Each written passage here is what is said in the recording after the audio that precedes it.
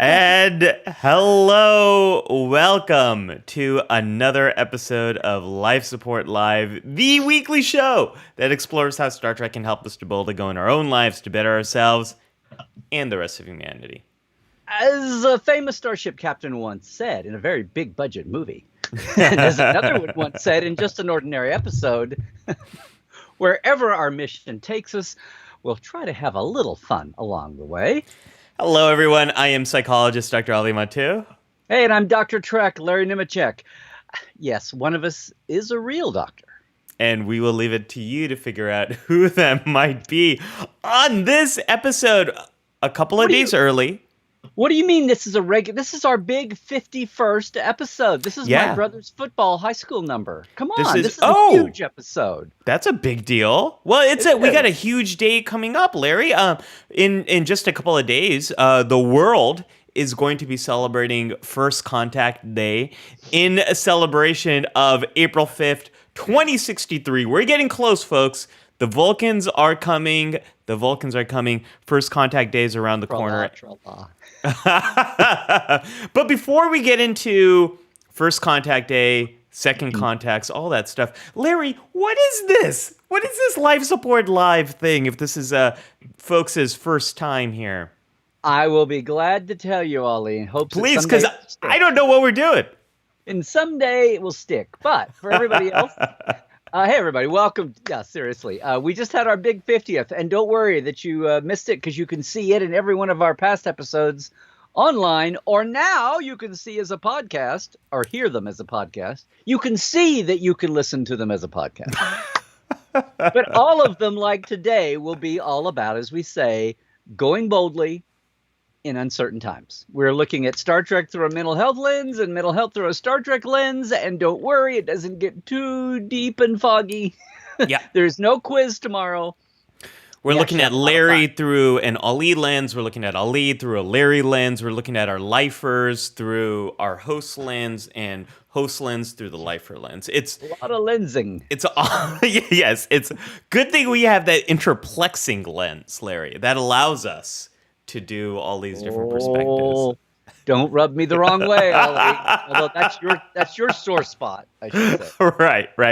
Well, for that sore spot, the best thing I recommend is plexing. It's really just loosens up all the oh gosh. That is scary. That is scary that you brought up plexing. But hey, everybody, yes, it's First Contact Day.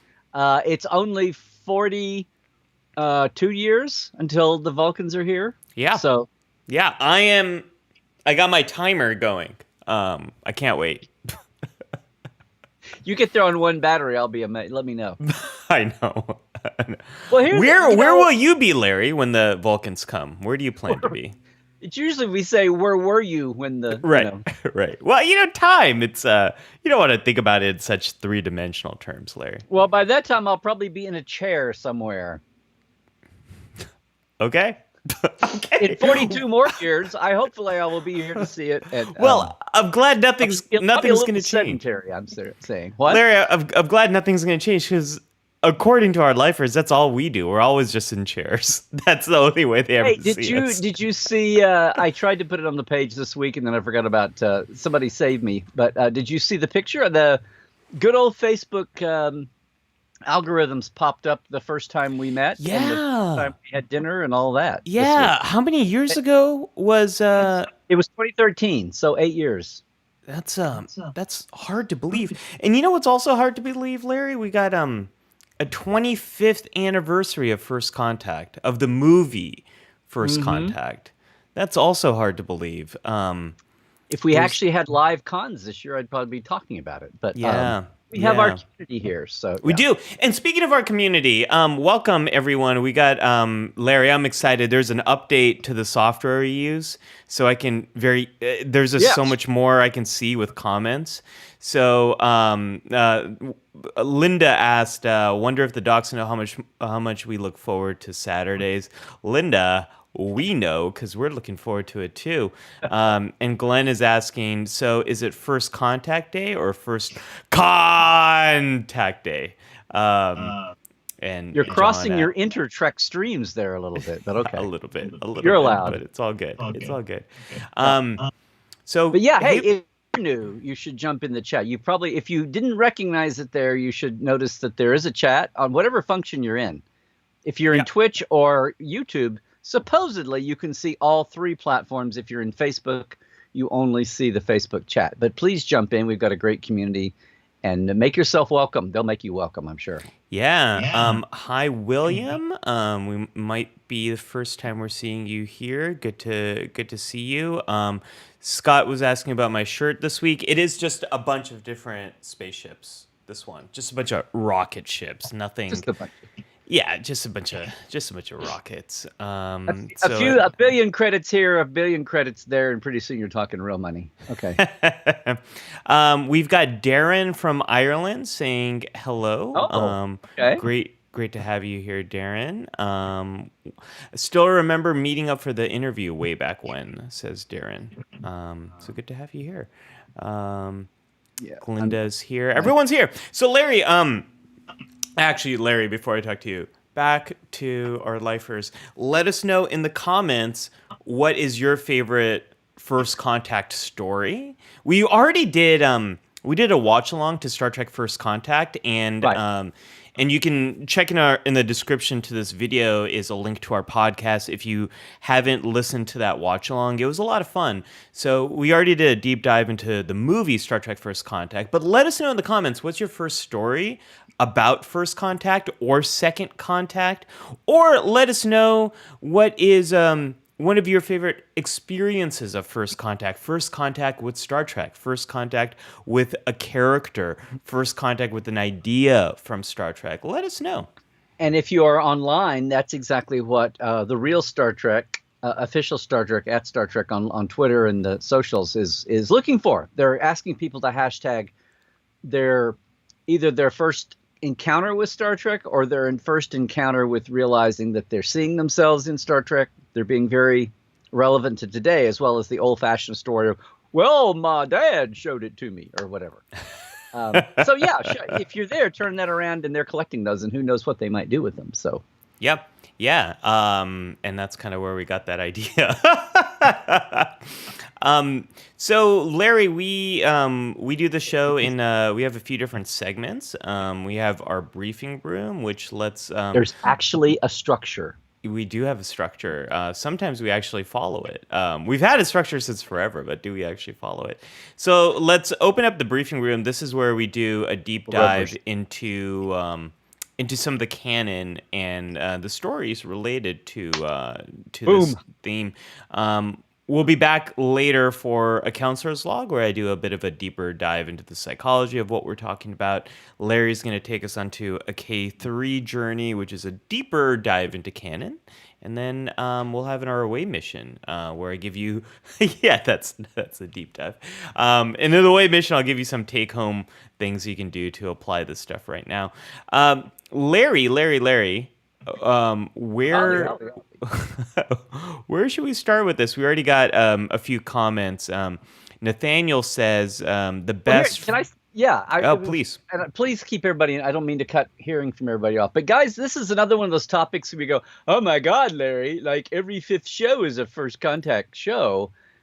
But one of the things that brought this up, especially for Ali, and then I adapted it very quickly, was we're going to talk about first contacts in real life and what actually, and thank you, Cerritos, the good ship Cerritos. I was actually thinking about not so much second contacts, but like seeing first contacts in a new light, like a first contact, or maybe you've seen something maybe you've always been amid something and your first contact with it was like a first contact among people or something that you thought you knew. Anyway, that's going to be my thing, because we were talking about modern life and there'll be a new normal or a new subnormal or whatever it is coming up. And yeah, that's not only do we have First Contact Day, but for many of us, and again, it is so different where you are in the world right now. There are parts of the world where things are looking a little bit more optimistic. There are and where vaccinations have really taken off. There are other parts of the world that are going into another lockdown. We know France just went into another one and is really struggling in that situation. So this show is always about giving you all some joy, some fun, giving you a way to see this current pandemic we're in, this life, and get you some way to boldly go. And we thought there is already right now for some people, and there's going to be even more so, hopefully, in 2021, more first contacts. First contact with, I was just reading an article yesterday in the San Francisco Chronicle, Larry, about a journalist who went to the movie theater for the first time in over a year. And it's just him describing his experience going back. And we're going to have a lot of those first times doing things that we haven't done in a very long time. Yeah. A new lens, a new way of looking at it. So that was also something we wanted to talk about today with First Contact Day. But there's already some great comments that we're getting from our community.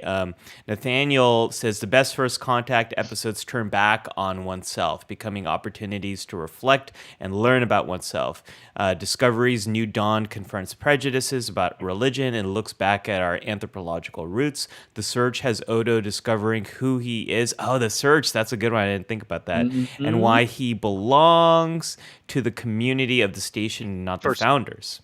Founders, Odo. Yeah, I'm thinking First Contact with the Defiant, but sure, yeah. Oh, yeah. Cairo says First Contact was the first Star Trek movie I ever saw in a theater. That's a great one to see in the theater. Back then, still with my parents. Didn't make them into fans, but at least they know who the Borg are. And Scott also shared the link to our First Contact the watch. Borg are. Wah, wah, wah. Okay. Already, we are off to the races, folks. I'm sorry. Have a drink. That just could not be. That could not be left untouched. Sorry. Untouched is how you want to stay when the Borg are in your way. Libby says, my first contact with really seeing myself in Star Trek. Everyone who has been here will know what I'm about to say. Rom.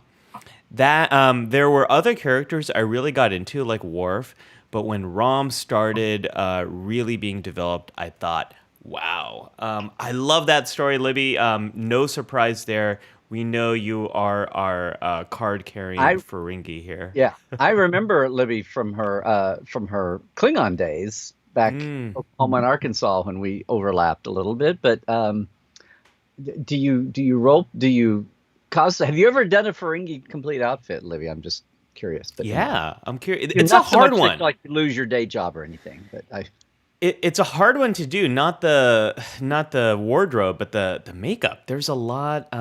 There's a lot of it. Those lobes are big. They got the Ferengi got some big lobes. Is big. Yeah. If you got big lobes and a little skull, it doesn't quite work either. You got to have the skull to put the lobes on. So right. Orange or otherwise. Oh my gosh. Yeah. I mean, First Contact does take on a lot of meetings here when we get into it, actually. So. Melanie says, I need the vaccine, waiting for appointment. I think many of us are waiting for our first contact. Yeah, Larry, we're getting close. In time. Can I just say, and I know we're global, so this isn't everybody. Yeah. But here in California, they finally let 50 do April 1st. So all the different categories, the special categories, and then age-wise, they started with 65 and over. And that's been out for a couple of months at least. It's been since the beginning, since December, January. But especially by age, they've had like 3-4 months. And then they finally let the 50 and older go. And then everybody else is in 2 weeks. It's like, wait. There's a backlog, and now we're going to have to compete with everybody, like the 30 years before that. Anyway, I just think it's ridiculous. So I feel like I may be waiting for a lot longer than Anyway, I just wanted to, I'm a little grieved there. I'm a little pissed off about it, but I'm happy to be in line, but I don't know when in the world I'm ever going to be able to get one. So we'll see. Okay, so tell me again. So why are you pissed? I was looking at the comments. Because they've had the first wave. They've had all the special categories. People who have not first responders, people, caregivers, healthcare, all that, essential, first line people, personnel, and anyone 65 and over, and people then with health issues of any age. Okay. Yeah. And then the next category they open up after they get all the special categories, and now it's purely by age, and they go 50 and over are now. Right. And then in 2 weeks they open it up to 16 and over. Right. It's like only 2 weeks clear for 15 years worth of age. Which I hear you. I hear you. I think the logic is there's supposed to be an anticipated increase in supply. That is supposed to account for that in California, but as has been the case in California, I know, as has been the case, the supplies we've been receiving have been going up and down, and they haven't necessarily been. And north and south. I mean, see, I always think it's funny to call the Bay Area Northern California, because it's like, to me, it's Central California, and like Redding is north, because it's like if you're in Northern California, you should not be urban. Anyway. But north and south are in a whipsaw here. Like the north is a little bit. It started with you guys, but north is a little better off in terms of case numbers and availability. You're ahead on the vaccinations too. That's true. Yeah. No, I know it's true. Well, you have a lot more people than we do. I think we have a lot less people here. So it's a little bit easier. So fewer. Yeah. Christina, welcome, Christina. Also, Academy and headquarters. That's the only reason. Yeah, we do have those. Christina, also a Californian, says the best first contact for me is Darmok. The way they spoke in metaphors has parallels to how younger generations nowadays use memes to extensively convey thoughts. I never thought about that. I always thought it was a good way of showing how differences could be overcome and conflict de-escalated via shared experiences. I love that example, Christina. Thank you for sharing that one. And Libby also says, tomorrow is my first in-person recontact with my church in a football stadium for Easter, masked and social distance with the community invited. My first contact with this church was a community sunrise service, so it's very special to me. Libby, that's wonderful to hear that they found a safe way to bring people together. I hope that goes pretty smoothly for you. I'm also glad that your church was a voice of sanity there in the heartland, and not crazies about ignoring and trying to overrule social contacting and protocol during the pandemic. Closing that up. Yeah. Scott says, I don't remember my first contact with Trek, although it would have been in a weekday syndication sometimes before I was 8 or 9. I kind of sometimes am jealous of people who Star Trek's just kind of always been there and they don't quite remember when it started. I saw a woman said something to that effect last night on Twitter with me. She said, it's always been there. I was like, okay. Like a comfort blanket. Yeah. Zahir's got one of those examples that you don't often think of, which is the Equinox storyline in Voyager. How far will we go for our own convenience or even our own survival? That is a first contact story that you wouldn't quite think of as a first contact story. And of course, Livy says... go ahead. Yes. Yeah. Livy says, favorite first contact episode for me is DS9's Little Green Men. Of course it is, Livy. Of course it is. And speaking that's one of the episodes in the CBS marathon they picked out that they're going to show Monday. Yeah, Larry, could you just mention that if folks don't know about what's Paramount Plus, what Paramount, CBS, Viacom, what is the conglomerate called now? This year now? I think the overarching corporate is now CBS Viacom. Okay. But the streaming channel that everything is based on now is Paramount Plus, which is much better to say than CBS. It just took me rest in peace, years CBS to get used to saying CBS. I still have people that I corrected a year ago. They'd still say, well, because they had 30 years ago, well, Paramount this and Paramount that. And I go, it's CBS. It's CBS.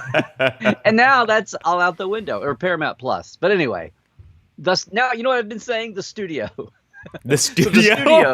Yeah. It's like when somebody you know has been married 5 times, you can't keep up with their new last name. It's like, okay, Ginger. No, No, Paramount Plus on Monday, and this is I know I realized this on my Tuesday show.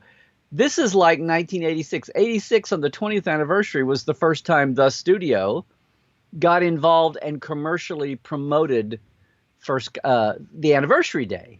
And of course, it's been that way ever since, and increasingly so the last 10, 15 years. And now with the comeback, it's been a big deal. And they've corporately been spending promotion money and getting the stars involved. And even the last year or two, especially during the pandemic last year, had a day of panels. And now somebody realized, hey, look, we can, in the spring, when it's not September 6th, in the spring on April 5th, how perfect is this? We can promote when we need to, whether there's a convention handy or not. And the studio this year, for the first time, really big time, has jumped in to do that. So Monday, there are 2.5 hours, there are 5 half-hour panels. One of them is about the movie First Contact. And of course, they're actor-based. And Will and Micah Burton are going to host them. But there are 2 panels especially. One is on Picard. Brent and Patrick are going to be on that panel. And Jonathan, right? and Alice Krige. Oh, amazing. Yeah. That's gonna be fantastic. It's easiest to get. No, I'm that's not amazing. What do you mean? No, I'm kidding. Because Patrick's gonna come back in an hour and like promote his own show again. So sure. And Brent's just gonna be trolling him. Yeah, I'm sure. And Jonathan's on the take for all of these, even the animated. So I'm waiting for how Riker is going to wind up in Prodigy. It'll be like, oh, look, it's Will. He's 6 years old. And Johnny's just talking like this. No. So, yeah, there'll be 5 half-hour panels from noon to 2:30 Pacific, 3 to 5:30 Eastern. And you cross-ponders can figure that out. But you know what? I don't know if, and it's the old bugaboo though. I don't know if outside the states can get the panels. But they're also doing a marathon before that and after that. There are episodes that are all First Contact themed. Yeah, I was just reading, Larry, that they are going to make the panels available on Twitch. They're going to be live streaming on Twitch as well. And then after the fact, they're going to be all on their YouTube channel. So I think globally people will have access to it one way or another. If not live. And they're going to replay the panels, I think it's 6 Pacific, so figure that out. 9 Eastern. Yeah. 2.5. Anyway, 5 half-hour panels, including people are interested to see if there's news on the there's a Lower Decks. They're calling it Second Contact, but it's the Lower Decks panel and a Picard and a Prodigy panel. So we'll see. I'm hoping we'll have some Prodigy news. Larry, we hear you, but you've become a little frozen. I froze. I think this is time. That's, of course, my audio sounds much better now, so that must have been why. Your audio sounds wonderful. It's it's just very luscious in I'm my ear. waving at you to say I'm going to back out and I'll come back. Okay, go back and come back in. That sounds good. We will see. Larry, I love all the comments coming in. Larry is frozen. Let it go. Let it go. Larry's going to bounce out of Skype. Blue S. Yeah. Let's see the Blue S. There it is. There's Larry's beautiful, beautiful Blue S. Dun da da da da da da da da. Do do do do do do do do do. Larry's gone because he's frozen, but he'll be back, and hopefully it'll be okay. All right, folks, we got some great comments that you were making, and I want to just follow up on them. Nathaniel was saying, "I can't remember watching Trek. I can remember watching Trek when I was at least 3." That is amazing. It's just it's been a constant. It's just kind of always been in your life, Nathaniel. That is wonderful. Steve says, "Oh, here comes Larry." Here comes Larry. Here comes Larry. Right down Larry. Blue S Lane. Okay. All right, Larry. I hear you. Turn on that video, and hopefully, I'm going to see you. There is that. Okay, it's getting old. It's an old joke by now to forget to turn the camera. Why Skype lets you default? Hello, computer. There we go. Hello, computer. There you are. There he is. Everyone. Okay, so I was just going through some comments, Larry. Gosh, I don't know where that last comment went. Well, Paula says, I remember seeing Gene Roddenberry at a Star Trek convention here in Indianapolis in 1975. I know, me too. Me too. 1975 to 1976. It was neat. I had never been to one. Larry, did you ever see Gene Roddenberry in person? Did you ever get a chance to? This is kind of a quasi-famous story, but I never saw him at a convention. But he was in Oklahoma once, but he was up north, and I didn't have a car, I think. But I met Gene once, the first time I was on the lot. Right, and you didn't have a camera. Yes, you've heard this story. Yes. Well, no, I had a camera, but I was stupid and I listened to the signs and left it in my car, walked over. Right. The late, great Richard Arnold, who was using my yearly concordance with the writers because there was nothing else. And so to thank me, he gave me a set tour, and then we went in the offices, and he said, "Would you like to meet Gene?" And it was like, what am I going to say? Like, nah, no, I'm really got to go. No, thanks, though. And went in and met, for 5 minutes, and he thanked me for doing that. And and of course, all these years later, it's like, whenever you go somewhere, just be civilly disobedient and ignore all the signs about it. Of course, well, it's a moot point now. If it'd been today, we would have had phone cams and everything. But back then, it was like your big honking tourist thing. And now I know if you're ever in that situation again, what that really means is keep your damn camera in your bag and pull it out when you get inside when you're going. But I was young and foolish and silly and a dumb okie, and I didn't know all those things. So.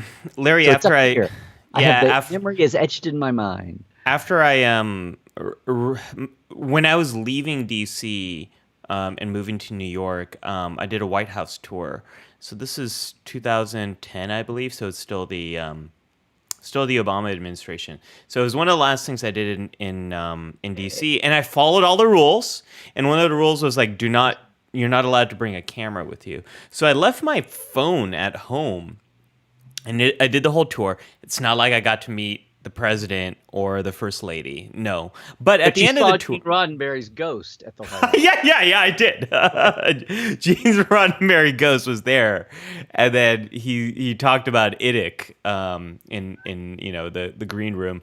No, and not that kind of green room, the White House kind. Anyways, after the tour, you end up in the front of the White House, and apparently, no one obeyed that rule, and they all took out their cameras and started taking photos in front of the White House, and the Secret Service was okay with it. So I was so angry at myself. I'm like, why didn't I bring my phone? Why did I follow all the rules? So I feel you on that one. Yeah. Just a few more comments, and then we'll kind of talk about some of the examples we have, Larry. Scott says there are a lot of Enterprise episodes that are First Contact themed. And Glinda said... First Contacts. Oh, yeah. Glinda says, honorable mention to Carbon Creek, that's really the first contact between humans and Vulcans. The humans just didn't know it. Right. And I argue it's pretty critical to the events of Star Trek First Contact that Carbon Creek even happened. The fact that the Vulcans knew a little bit of the culture, a little bit of how to communicate, is probably because of the Vulcans that had visited prior. So what, in the Mirror universe, the ship crash landed and none of the three of them survived, so that in that universe's Bozeman landing, they didn't know to, do something and keep the shotguns away? I don't know. I can see that. I could see in the Mirror universe. Oh, no. In the Mirror universe, they didn't crash land, Larry. I bet you they were shot down and just exploded. Okay. We saw, a ship coming in and someone some Terran just shot them. Tiwa says, my first contact with sci-fi wasn't actually Star Trek. I hated sci-fi because it wasn't. It was for nerds only. One day, a friend pointed out that my favorite show, X-Files, was sci-fi, and I never looked back. You do know. That is great. Well, maybe not all of them, but the sci-fi ones are. The sci-fi X-Files are sci-fi. Victoria says DS9, the Jem'Hadar, such a great introduction to the Jem'Hadar and the Vorta, and then the Surge 1 and 2 reveals that they're all part of Dominion. Just brilliant. Yeah, I love. You called that a few episodes ago, Larry. You talked about season 2 DS9 being like the slow sort of The drip crumbs. campaign. Yeah, Yeah, of the crumbs, Dominion. yeah, Yeah. yeah. Steve says, my first Trek at the movies was seeing Star Trek 3, which seemed to coincide with the FASA explosion. Game in the 80s role play gaming of Star Trek. Oh, with Corporation the had the games, license. expansion packs, It's an expanding this. acronym, though. Got it. I didn't know that. I think I want to know what the thing. Half the world I think says FASA, and half the world says FASA, and half the world says FASA. So anyway, Yeah. makes as Karen- much sense as that math. Karen says her first contact was 11 on Saturday night, right after the Godzilla movies. I just started watching the new Godzilla versus King Kong, Larry, and those fight scenes between the two monsters are pretty satisfying, I must say. The human stuff, not so much, but the monsters.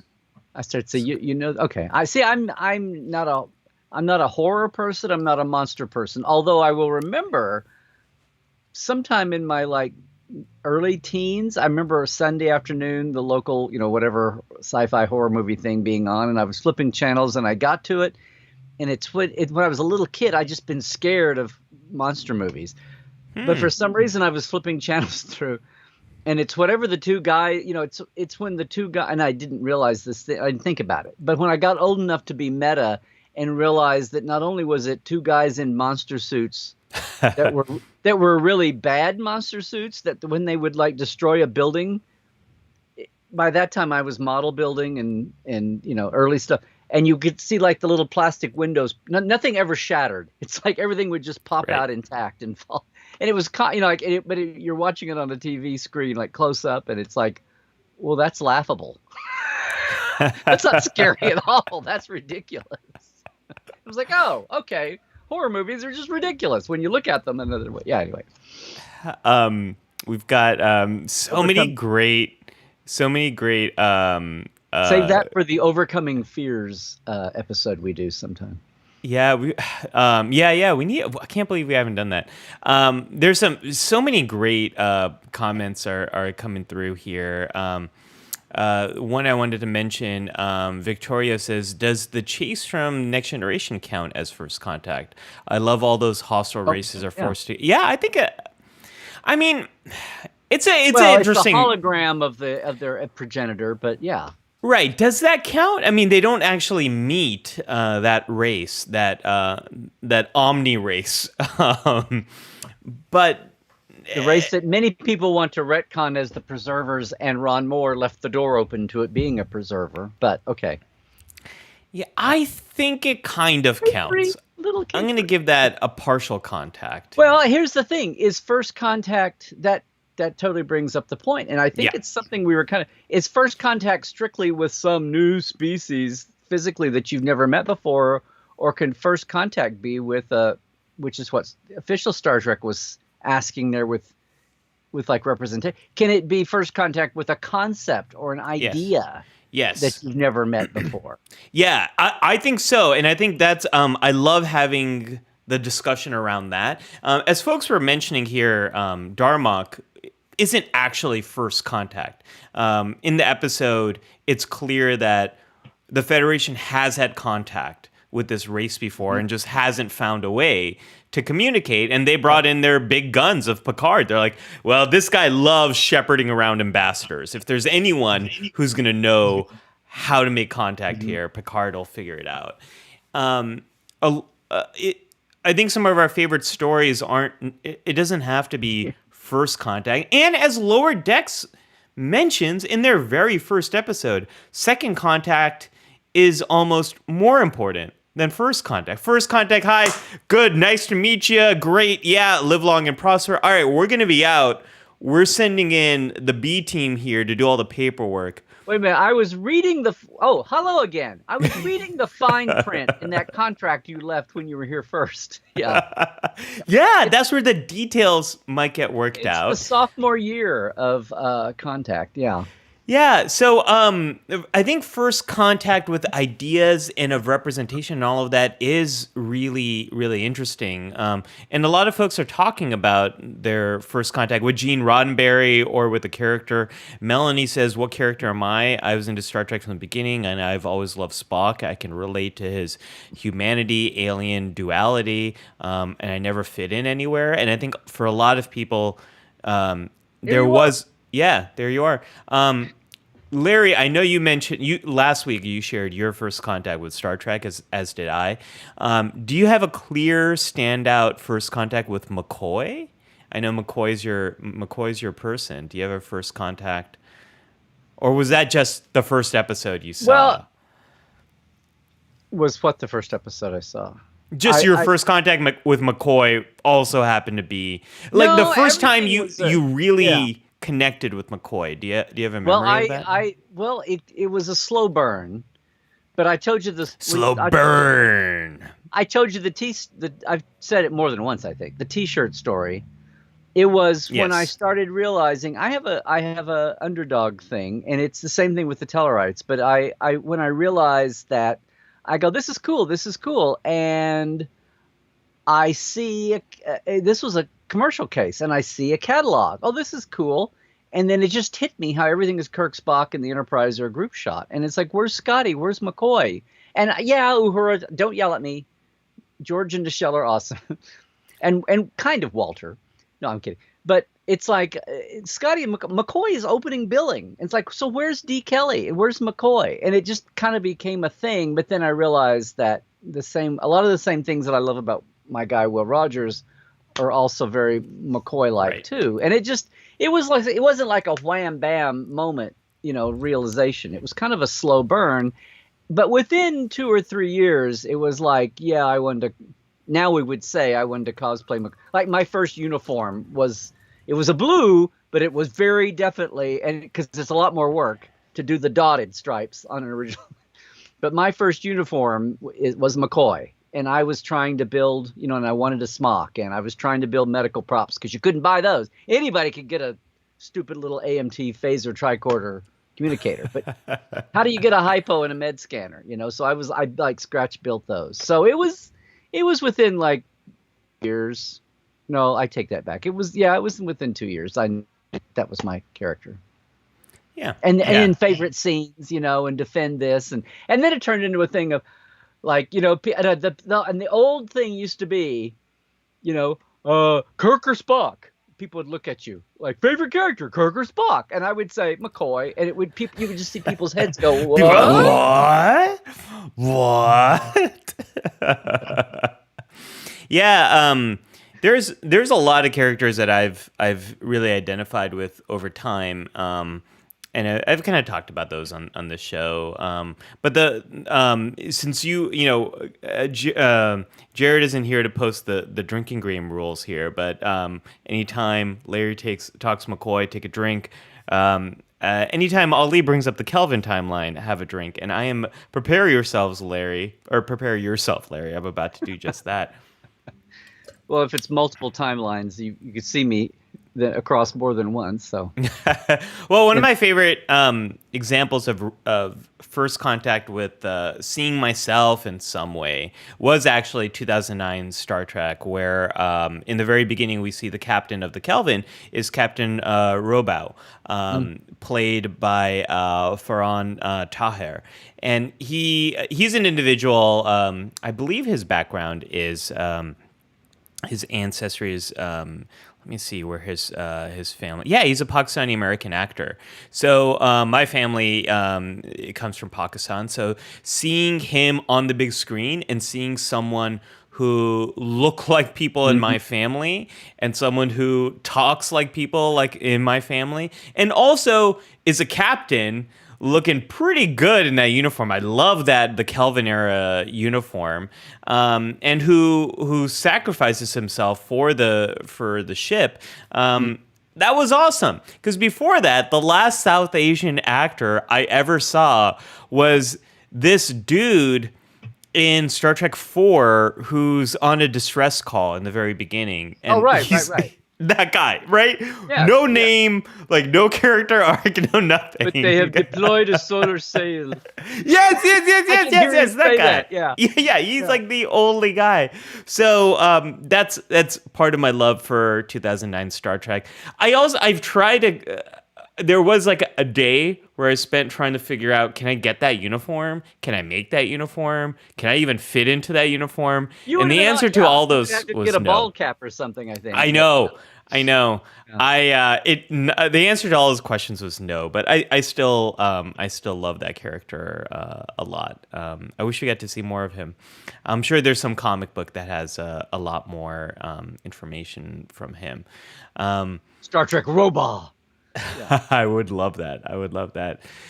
So many great comments, folks. You would think that in the Prime universe, that he didn't, that the Narada didn't show up, and that he went on and had a long, in the universe that where Kirk is born in Iowa because he got home, his folks got home, a couple of months later or whatever. Then Robot probably went on and had a decent career. So. Yeah, probably. I'm sure there's some great fan fiction about that in some corner of the internet. So many great comments here, Larry. I'm going to do a reverse shot out back to Darren. Please. Thank you for saying yay. And I'm catching. Go ahead. I was going to say, Libby said, I also like the first Klingon contact in Enterprise, Broken Bow. That is broken bow. I always say that. I always do that. Broken bow. Broken bow. Which is amazing because there is it was so funny because they did it just for a joke, or Rick Berman's sense of humor when he says he's a Klingon in Oklahoma or whatever. But they did that. They actually were looking for different. They were going to have it be in Iowa. They were thinking about the corn, so they were going to put it in a corn belt state. And I think there really is a Broken Bow, Nebraska. But anyway, they didn't want it to be Iowa because Iowa's Kirk's place. So they were goofing around, and then Rick goes, "It'd be funny if a Klingon was in Oklahoma." So they made it Oklahoma, and there really is a Broken Bow, Oklahoma, and they didn't know this. And the first time I saw Brannon after this was publicly known, I said, "Did you make it Broken Bow, Oklahoma because of me?" And he looked at me kind of weird, and he goes, "Is there really a Broken Bow, Oklahoma?" I'm like, "Did you not read like the Joan Pierce notes? They didn't tell you this?" Because it's like the one corner of Oklahoma that's down by Texas and Arkansas. It's very timbery. Like they actually have big Weyerhaeuser lumber farm. It's timbery. Like if there's any farms, it's somebody's like little behind their house garden. And so I was like looking on a map, and about 10 miles south on the river bottom, so in my headcanon, that all happened like real close to the Red River and one cleared area where it was like river bottom, and they actually farmed. And it's like post World War III, so who knows what they had to recover from to farm. But anyway, yes, but I went through 2001, and I had never been down there before, but I made a point to go over through there after the debut happened, and I took some pictures of downtown Broken Bow and put them up on just to show the world. Anyway, I love Broken Bow. Yeah, and it's also weird. There's a Broken Arrow, Oklahoma, that has nothing to do with Broken Bow, but there you go.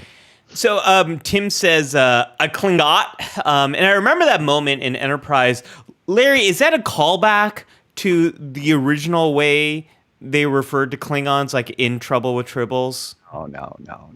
No, that was just a little funny. Rick and Brannon wrote this show. There are no throwbacks to There are no throwbacks. anything that subtle. Oops, there's not until Mr. Kodo comes along. Right. And I thought that would have been a brilliant callback, but I guess not. Zahir says, Ali, don't forget about Mr. Sahel. He's still around.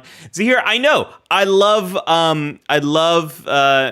Sahel, who becomes enlisted by the end of season 3. But it was later on. Yeah, like and Adil the actor who plays him, Adil Hussein, has been so gracious and so wonderful with all the attention he's gotten. So I have massive love for him. But yeah, that's way later as a year. We're talking like 32nd century.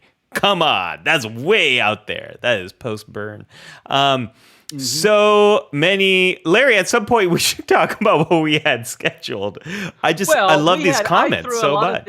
I said I put my own First Contact Day in honor of Monday, and everybody. There'll be a lot of cool stuff up there. There's a social media campaign going. They're also doing their Star Trek United hashtag. Yes. That on First Contact Day, if you hashtag Star Trek United, they've got 3 or 4 charities lined up that corporate. CBS, Paramount, whatever it is, will give money to. So you can read all about that at StarTrek.com. But aside from it being First Contact Day, part of this was the meta of what we were talking about was looking at things in a new light and the real world. And in that vein, some of the things I was thinking about, and we've got a million episodes we can talk about First Contact, and there are like 8 episodes pulled out for their marathon, including the First Contact episode, which gets overshadowed with the First Contact movie. Yep. But it's very famous because it's the only other time we see Picard wine of the old school, of the TNG kind, before we get to the Picard wine of Generations? of Nemesis. Yeah.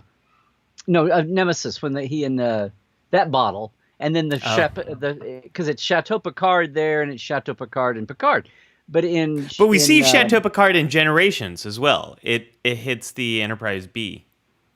No. That's a what's the champagne? The famous champagne. It's not Picard. No. It's it's a bottle of what you call it. With the gold label. Caramello. No, champagne. I know. I'm just kidding. I'm kidding, Larry. Yeah, it's Boone's Farm. That's what it is. Yeah. Oh, okay. No, for some reason, I always thought it was Chateau Picard. No, in Family, when he goes back to the ranch, when he goes back to the farm, to the vineyard, and then when he breaks his bottle out with the Chancellor Durkin, I think, in First Contact. Wow. It's a bottle. It's the same prop bottles that they made for Family, and it's Chateau Le Bar. Anyway. So welcome to my point was the Star Trek Sommelier Hour. Dom Perignon. It's a bottle of Dom Perignon, 2365. So there's I wanted to mention, speaking to the diversity of how people are experiencing the pandemic. Cairo mentioned way earlier, we are far away from post-pandemic First Contacts. We are in our 4th full lockdown and have been in partial lockdown at least since mid-November. Cairo, I look forward to having a First Contact with you IRL at some point. We do have. Well, I know the European fandom is hoping that the DSTs make it, and some of the other conventions can go for, like end of the year. Yeah. October, November. So we'll see. Hopefully. Yeah. Yeah. We'll see. Star Trek. I think, Larry, the Star Trek Voyager documentary, it's record-breaking fundraising. I think they earned over $1 million. Yeah, I think it's because of. Yeah, I think it's because of the Life Support Live community over here. I think they got correlation or causation right before they launched, Larry. Mm-hmm. They were here on Life Support Live. That bump. Yes, Stephen Colbert. I think it's the Life Support Live bump. It's the Life Support Live bump. It has nothing to do with all the other places, Chase's show, Seventh Rule, all the other places where they were. It was here. It's because of our lifers. But the reason I brought it up, one of their stretch goals was to film the Voyager reunion was it Destination London? I know it was a European coming up in the well, it was going to be before pandemic wiped it out. They were going to film. But I think they're going back to it. So one of the IRL reunions they're going to film is in Europe, so it's scheduled for the end of the year, I believe, or beginning of next year. So, Cairo, I hope we'll have I hope we'll be able to connect IRL, and I'm looking forward to that. Looking forward to seeing all of our folks in real life at some point. But speaking of Cairo, he also said, "I don't really feel fully represented in Star Trek, but the character coming closest probably is Odo, with who he treats romantic partnership, and his inability to really get a good first contact in that sense." Yeah, I think there's. What's cool, Larry, is there are so many characters and there's so many ways for people to connect. And one more comment from Cairo.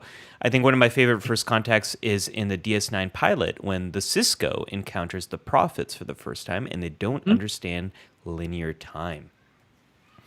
I don't often think of Emissary being a first contact Oh, episode, it definitely is, but right? it definitely is. Oh, yeah. Yeah. When you start looking And at it, Larry, there's so many first contact stories. name a Star Trek episode that isn't a first No, I'm sure. I'm sure there are. No, it's way back. So yeah, we should move along. But anyway, so that's the window I was trying, because there are a billion first contact episodes. So I was trying to think of first contacts in a new light, or like first contact or something. So one of them that I came up with in that light is Kirk and Klingons, but in Star Trek VI. And I sent you. It's been a while since we've done images, so I hope you still got your image. I got my images, Larry. I got my images. It's like Kirk is looking at Klingons in a whole new way after the assassinations and at the Kittimer conference, and he was the unwilling. He was Nixon going to China, and and that's a particularly goofy moment to catch him in a very Shatner-like way. But anyway, it was like, and maybe it's mutual, but looking at Klingons in a different light than he had, before. So let's talk about that. That's a really great way. Let's talk about Klingons in Star Trek VI. Let's talk about Vulcans and humans and androids and everything in between that makes the Alpha and Beta Quadrant. So let's talk about that. That's an interesting way to see first contact, and it's a way to see. That might be related to the idea you mentioned before: first contact with an idea or a new way of understanding things. And well, it's Klingon. He's having a new first contact with Klingons, but it's through the lens of it's not who I look at them differently, but it's still the thing there in front of me. Physical.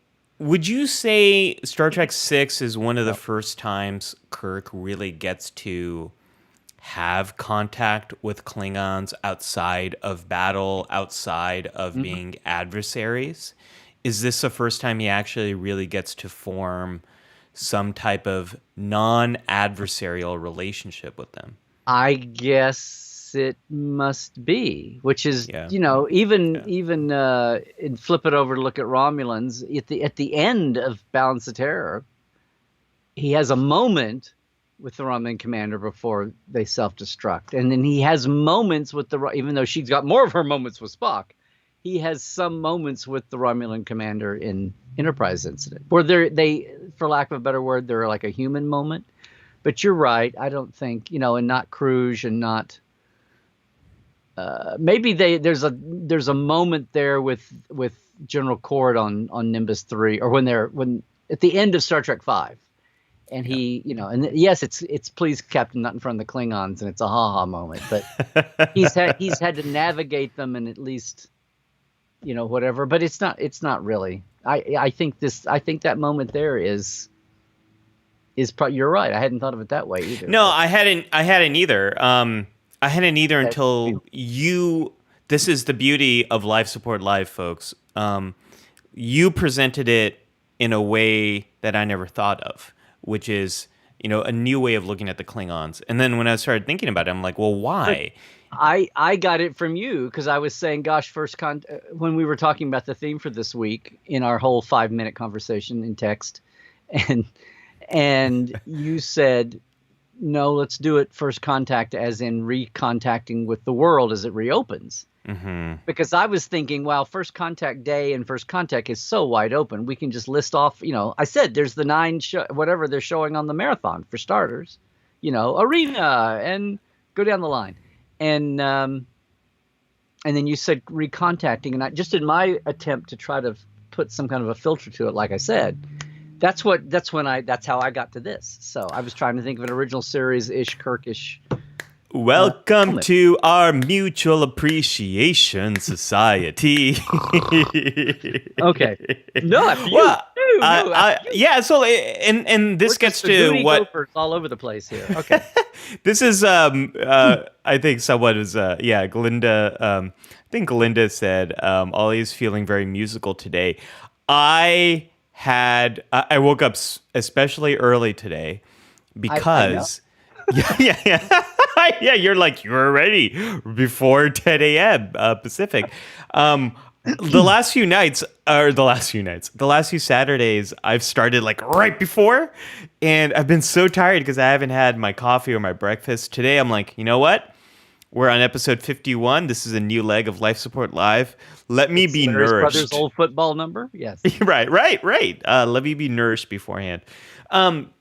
But yeah, this is something I'll get into just a little bit more in the counselor's log. But this is really the first time Kirk is allowed to have contact for a variety of reasons.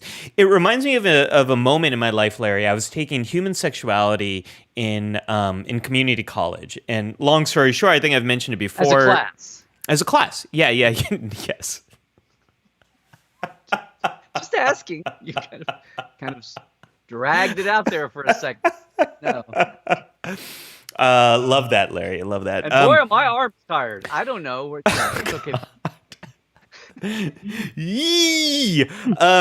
So long story short, I think I mentioned this before, but I was a bad student in high school. I nearly flunked out of high school. I got rejected from every college I went to, and I was at community college, and that's where I discovered psychology, changed my life, and transferred to a good college, got my PhD. The rest is history. But during that time I was in community college, I was taking a wide variety of classes I never had before. One of the classes I never had before or knew anything about was human sexuality. And taking this class, I got exposed to so many new ideas that really challenged how I saw people. And I grew up kind of very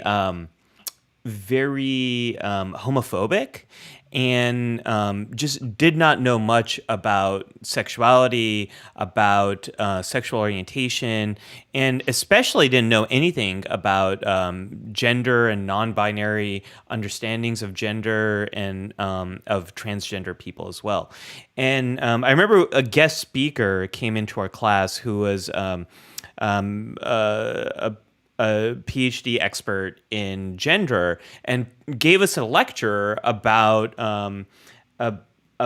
gender and the spectrum of gender, and it just kind of like completely opened my mind to so many new perspectives. And then the kicker is at the very end. He said, "And I'm a transgender male," and I was like, "Wait, what?" And it was one of those times where it was really the first time I had contact with someone who openly identified as being transgender, but the situation in which it happened is what allowed me to see things in a different way. I don't know if that makes sense, but sometimes we go in like Kirk and Klingons. He goes in and it's automatically adversarial. But Star Trek VI allowed for conditions that really made it possible for him to have contact with someone that he wouldn't otherwise have contact with. And that was the same kind of experience I had in that human sexuality class. Because of the way I was raised and the culture and environment and all these things, I would have never really allowed myself to have contact with these ideas, but this class made it possible. So I think I love that example of Star Trek VI and of Klingons and Kirk. Thanks for and sometimes, and I'm just looking. This is I'm way behind on the chat, but I see here where like Zahir is mentioning the nanites. Oh yeah, and he's specifically saying, how do we treat sentient beings that owe their existence to our heedless actions? And Equinox and Voyager, yeah, I think you mentioned that one. But part of the first contacts, it's kind of what you said. It's not, sometimes it's it's like it's no fault of our own. We just haven't encountered, like I never knew any black people till I was in college. Yeah. And it wasn't like I was hiding out. It was just where I was, and it reminds me of episodes like the nanites or like Home Soil, where the life form is so not humanoid, not bumpy headed, that that they don't recognize it for even being a life form at first.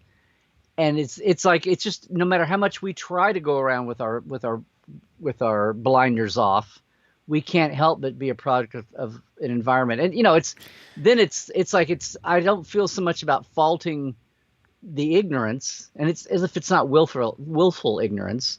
Now, once you're presented with facts and you choose a course of action, okay, and maybe if you at least tried to make an attempt to guard against willful ignorance. But then once you make a decision based on that, maybe you don't make good choices, and maybe you can be faulted then. But just the things that come at us, that's like, who knew, and it's a sincere who knew. And as much as I make fun of Home Soil, that's like and the nanites too, I guess. But yeah, those first contacts that come out of nowhere, because it's a whole new paradigm of existence. Yeah. And back in the day, that's kind of what you could say about the Horta. People think of it as a monster show. Yes. But it was a monster show based on the fact that all the clues were about this seems to be living rock. Ooh, that's scary. And it's like, oh no, look, we're gonna It's a metaphor here. Yeah. A couple great comments I want to respond to quickly. Melanie asks, Dr. Ellie, homophobic was that before you studied psychology? It was right as I was discovering psychology, is what really challenged my homophobia. And a lot, the process of becoming a psychologist in one way was a process of me challenging every preconceived notion I had about why people are the way they are and why they are in the situations they are in. Larry, that's something I've learned is whatever bias I have when I meet someone who's had an experience and I really understand how they got to that experience, I'm always wrong. I am always... Yeah, that's been the constant theme I have had with every person I've worked with is when they walk in my room, when they walk into my office and I sit down and actually hear their story and understand them over the course of many meetings with them, I am always dead wrong about the factors in their life that led them to the situation they're at. So Melanie, that was before I really became a psychologist. And Libby says, please keep transgender people in Arkansas in your thoughts, prayers. Yes. LGBTQ plus folks are being slammed here, especially transgender people. There's a march going on in Little Rock right now. I think, Larry, there was a law passed in Arkansas. So they couldn't get medical care. Yes, banning transgender people from getting medical care, which is completely inhumane and against everything Star Trek stands for. So thank you for that, Libby. Can I ask you one thing real quick? So before you found psychology, before you found your religion, before you found your way, right? Did you have a way, or were you just flailing around? Yeah. I mean, so were you down a path that was going to be wind up wrong, or were you not on a path at all, just wandering? I didn't think about these things too much, and like you mentioned, that you never met a black person till you were in college.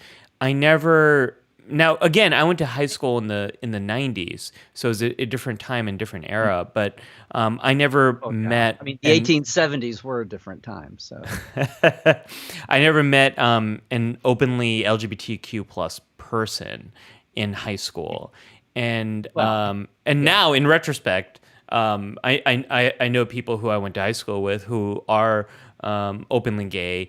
And I didn't know it at the time, but I met trans folks. I didn't. I mean, you kind of. It's like I respect like when I was little, like grade school, and then they moved away, and then I would see them at a reunion and go, okay, yeah. Yeah. And Zahir says something here that I think is relevant. Sometimes meeting someone new is bound to not go well, no matter how prepared you are. See Star Trek Beyond. Um, and I think that kind of speaks to a little bit of this, Larry, is Mhm. it's very hard to truly have first contact, as we are talking about, to really connect and have that contact. And as Zahir is saying, so often when we have first contact, we have all of these layers of bias and prejudice and stereotypes that are influencing our expectations. And we might not even have the real ability to communicate with other people. In Kirk's sense, with the Klingons in Star Trek Six, because of all the adversarial relationship, the war, and all of that. So again, I think we could spend all day talking about Star Trek Six for many reasons. But Larry, that's a great example that you brought up. Anyway, and then I should pick it up. Yeah. So from DS9, which is full of first contacts, and like you mentioned, the pilot has one. But in this kind of like re-examined first contacts or Yeah. whatever, or it's like it's might as well be a first contact.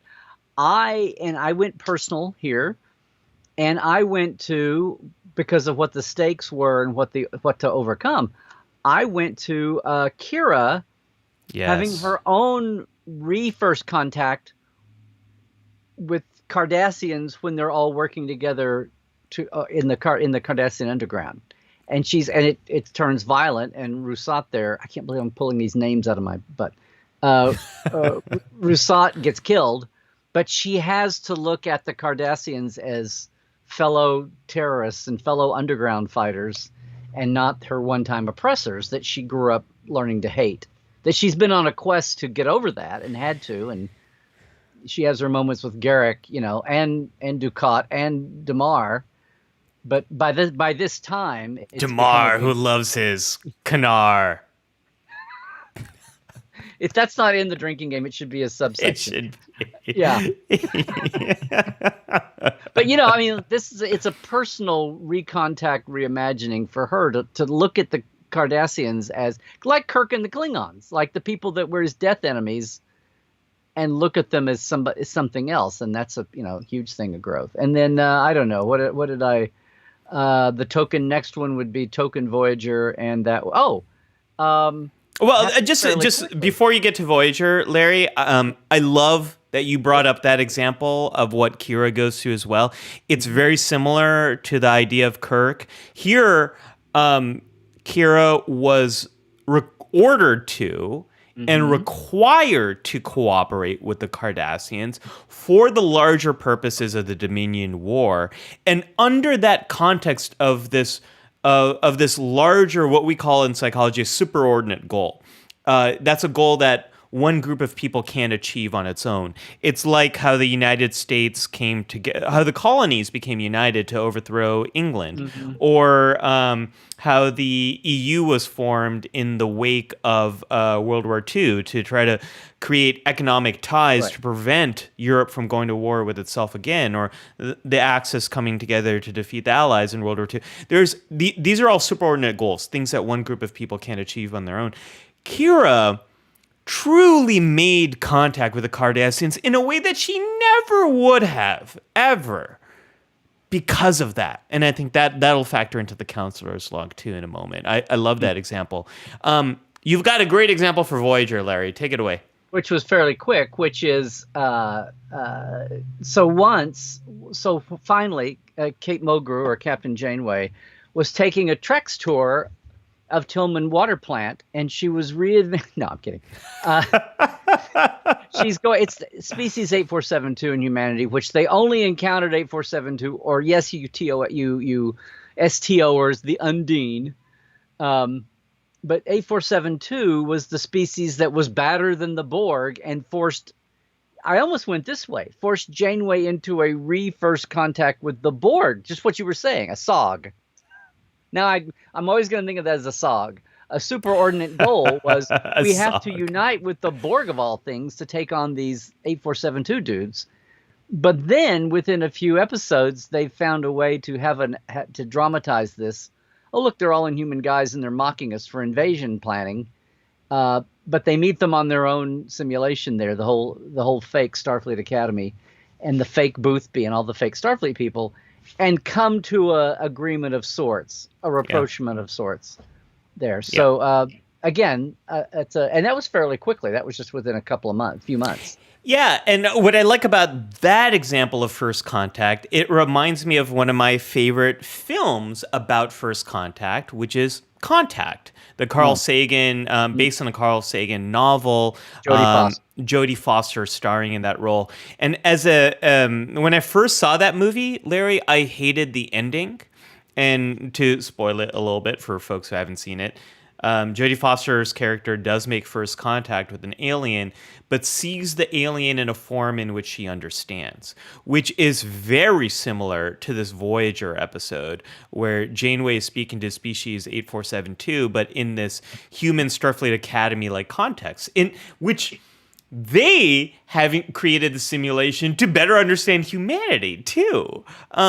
So what I like about Contact, for nefarious purposes, but sure, for nefarious purposes, yes.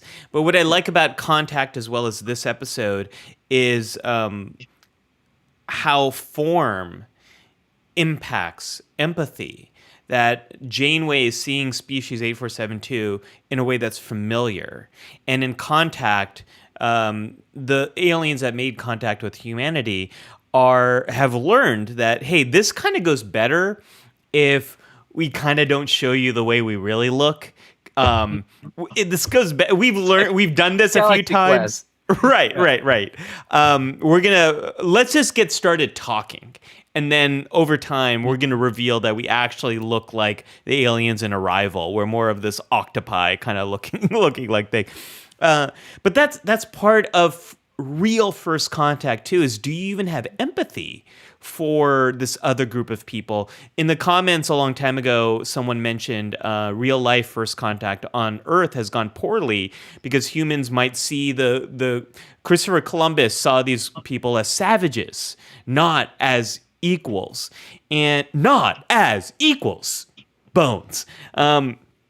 But this is going to be a key thing here in any type of first contact that we actually have with alien life, is do we see them as us, as the way we do in Contact, or do we see them as something very inhuman, like District 9? District 9 is the other end of the first contact storyline, where we see these aliens as very different and subjugate them. And that's, if you haven't seen District 9, it's a wonderful metaphor for apartheid in South Africa. But it's a wonderful film. So I love that example of Voyager here. It works because we're not seeing them as species 8472, and it allows for a different interaction. Yes. Sorry. I'm madly trying to read the chat here. Stay on topic. Will you just leave me alone? I'm trying to read over here.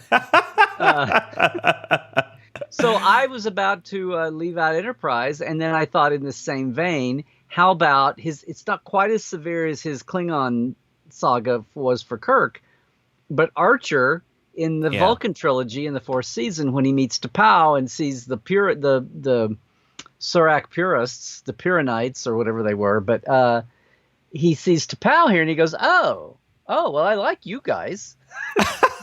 But he realizes, he doesn't even, they don't even know yet about the Romulan interloper spy, but yeah, it's almost, it's like a miniature version. It's like a less intense, earlier day version of Kirk and his Klingons is Archer and his his Vulcans.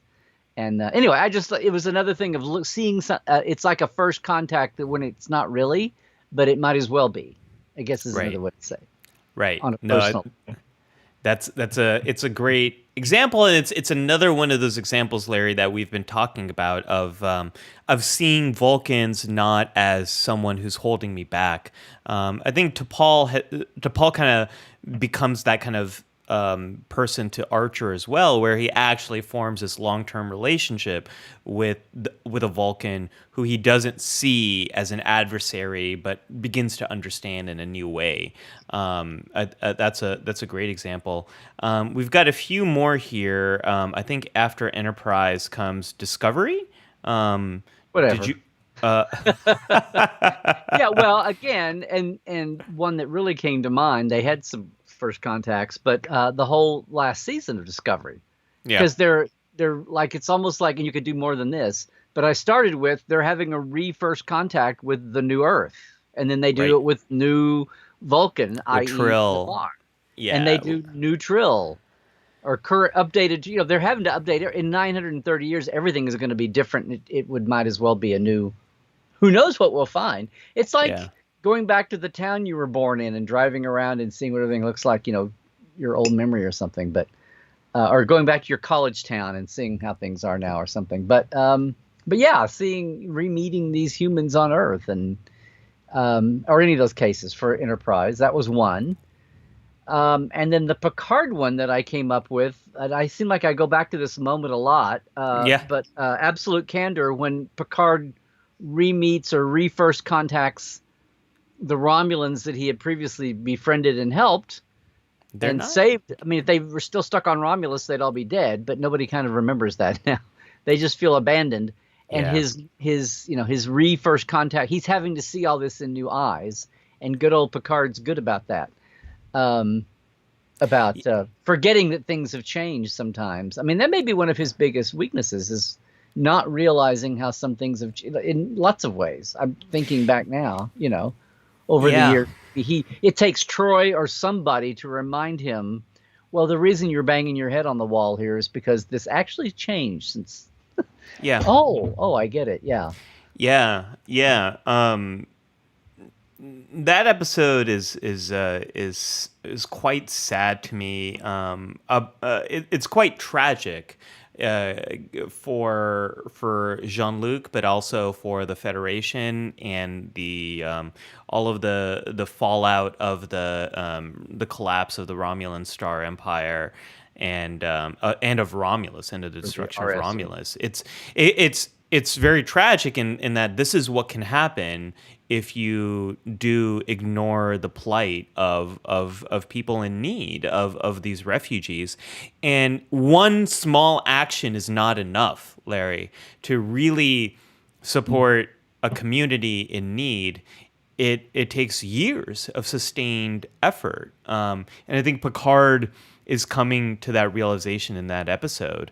And he is having this, he's revisiting something he thought he did better than actually he did. And then, of course, we've got where a lot of this idea, I think, actually started from is Lower Decks here. Yeah, the easy token one. There you go. Yeah. Lower Decks. Oh gosh, look at the TOS era there on that pad. Those old scientists. I need to go back and revisit. I need to have a second contact with Lower Decks. I haven't seen it since it ran.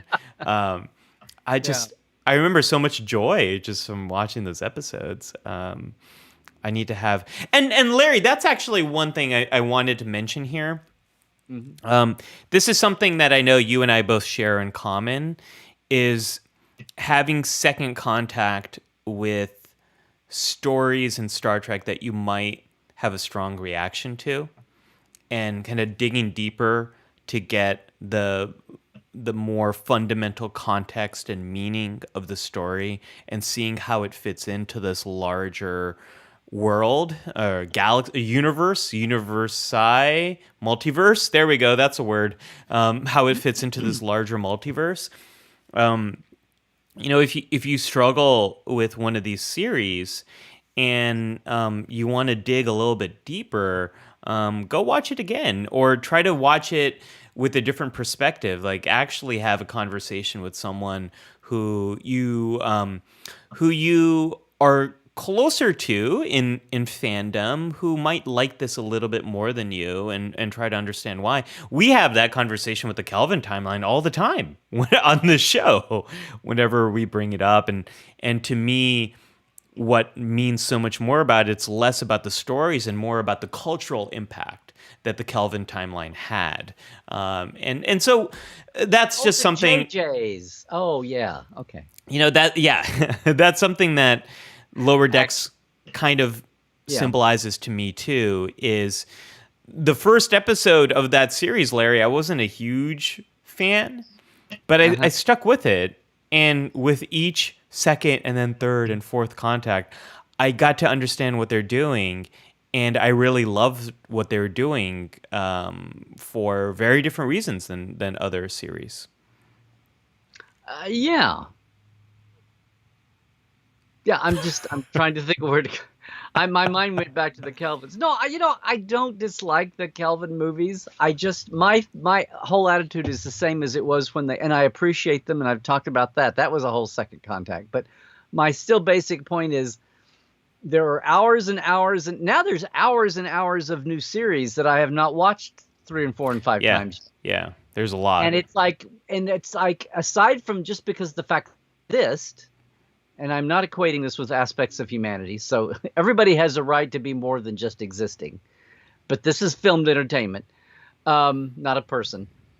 But the Kelvin movies, it's like if I'm in anything I'm investing in them now is just for the greater good. Or I don't know. I don't know how to explain it. It's like these are things that actually fit into what I watch. And the Kelvins, if I spend X amount of time, it's like something like, oh, well, that guy is now probably 80 and I should go talk to them or hear from him before he's gone. So I don't get that's very weird. But it's like the Kelvin movies, since they didn't go on and flourish, maybe they will, maybe it'll be something different. I don't know. But it's like my priorities are over here because there's something ongoing and new and very new.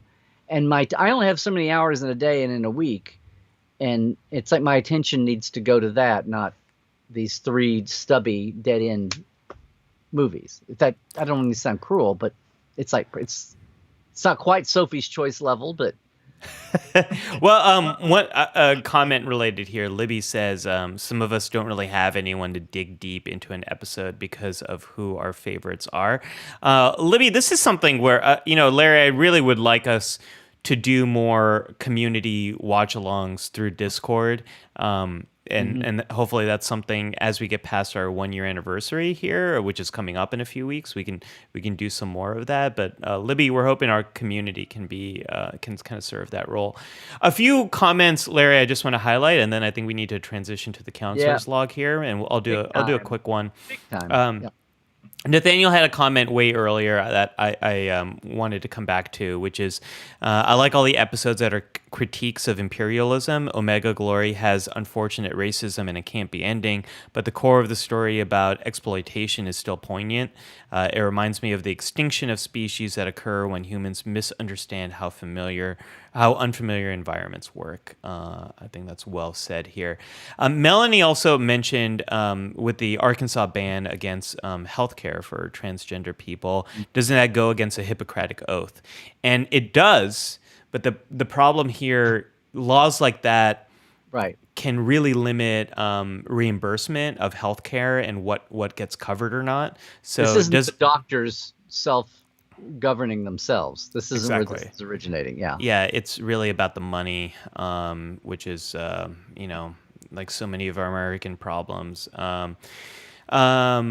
Well, I think there's some not healthy, but I think there's some other aspects feeding into that besides just the money. Right. Oh, yeah, absolutely, yeah. Larry. Absolutely. Cairo mentions here, given that we're so good at seeing other humans as aliens, we probably will see other species from other planets as the other. The question is, will we talk first or shoot first?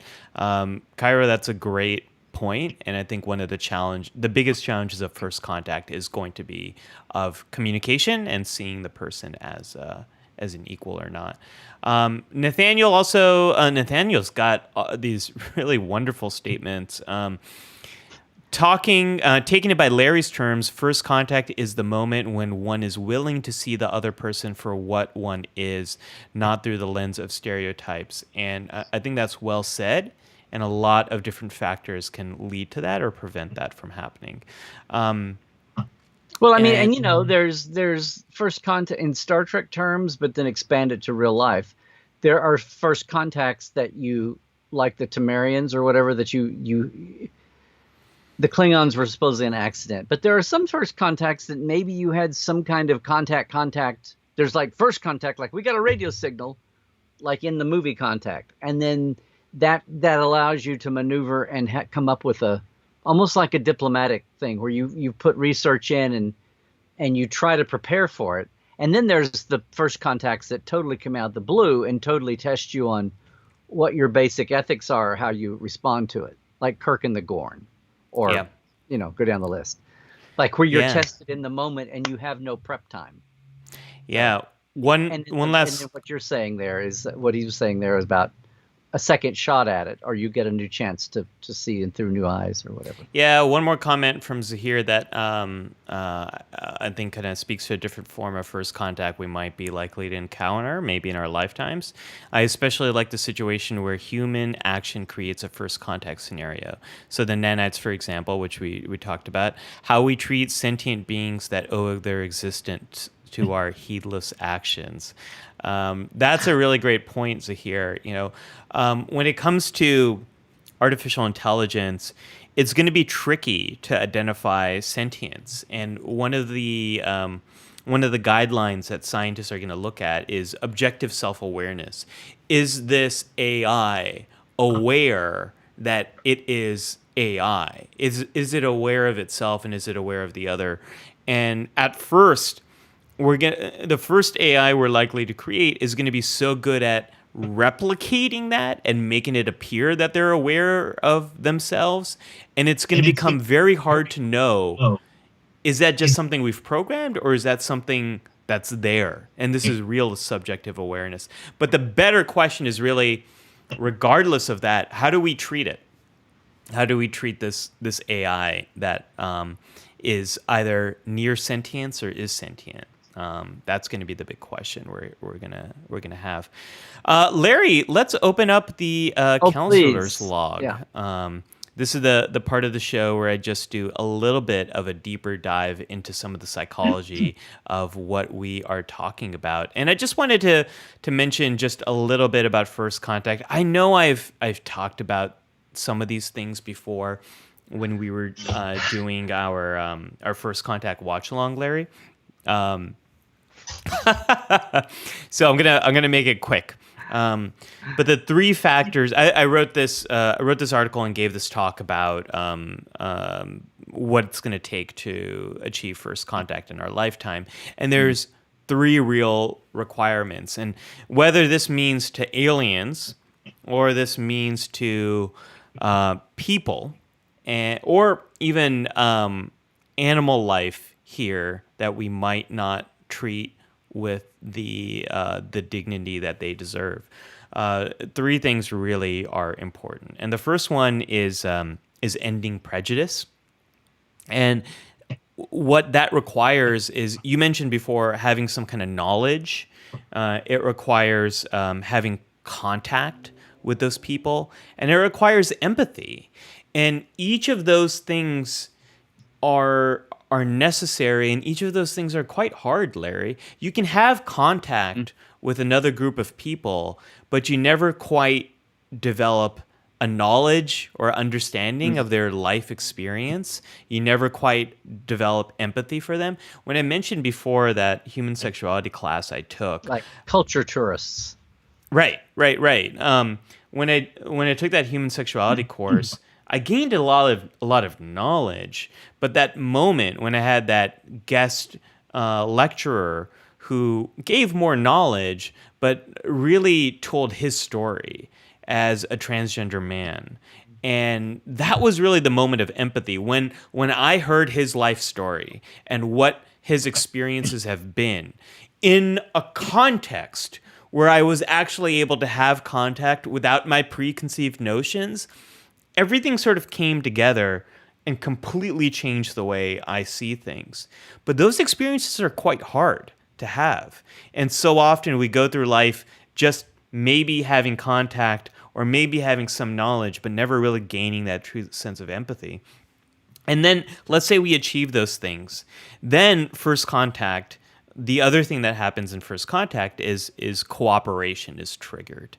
In the case of Star Trek and humanity, it was global cooperation occurred in the wake of this knowledge that we aren't alone in the universe. And you talked about Kira and you talked about Kirk.